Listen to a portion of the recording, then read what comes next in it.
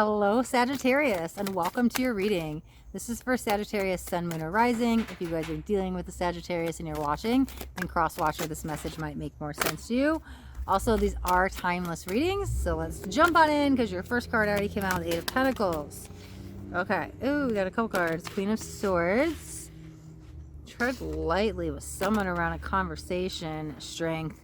Somebody might really be like pressing your buttons or testing you, and you're just, I don't think you know how to deal with it. It's like when they come off a little aggressive or maybe a lot aggressive, I'm not sure, but like, you kind of go inward and, you don't know how to respond to them.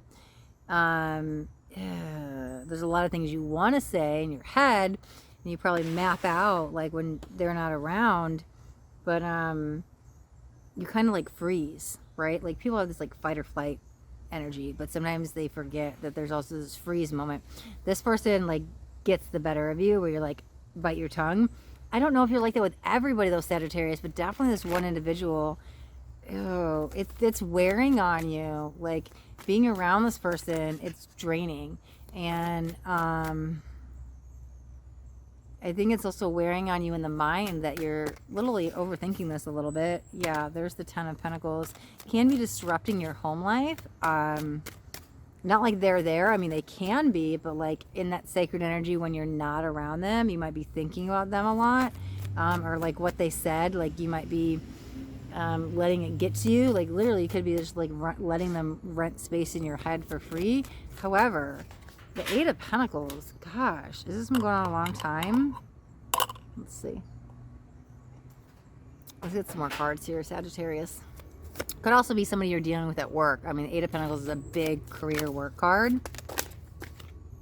Whoa, something's ending. The world came out. All the cards went like flying off the table. I was like, hello. Fed up. Yeah, King of Pentacles. Ooh, you've been the bigger person too long. Definitely rise to the occasion. Like, I like this.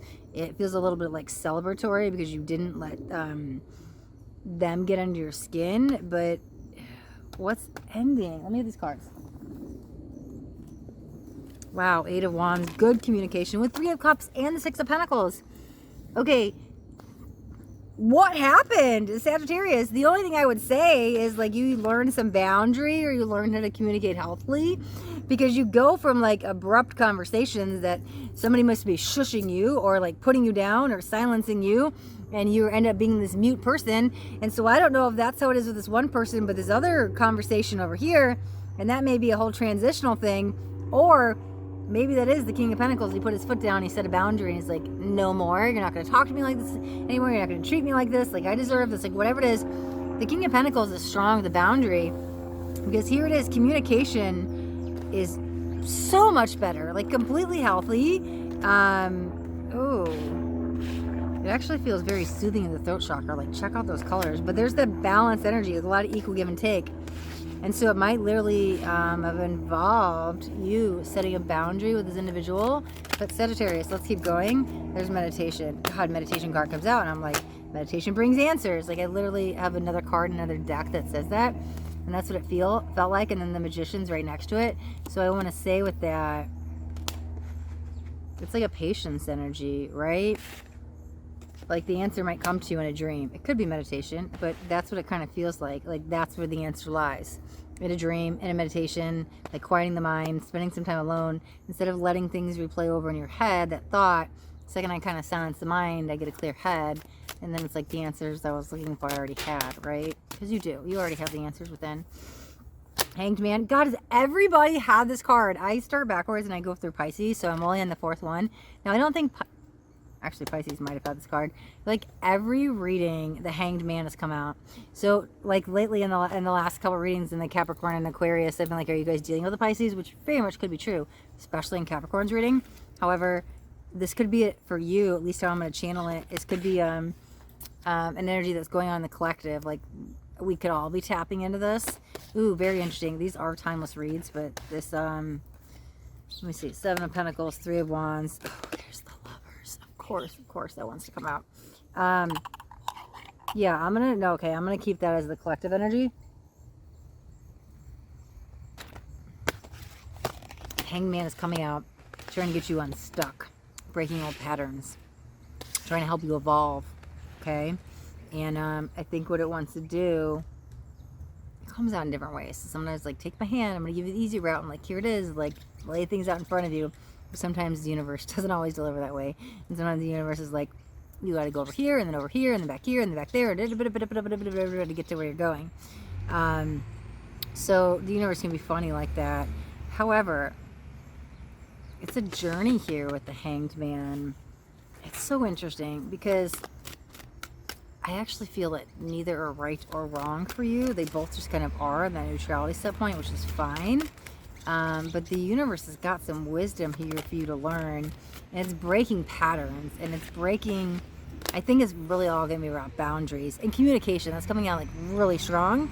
God, you know what's so funny? Did you get the Lovers? I was like, why am I feeling a Gemini energy? Sure, Gemini relates with communication, right? Because it relates with Mercury's communication.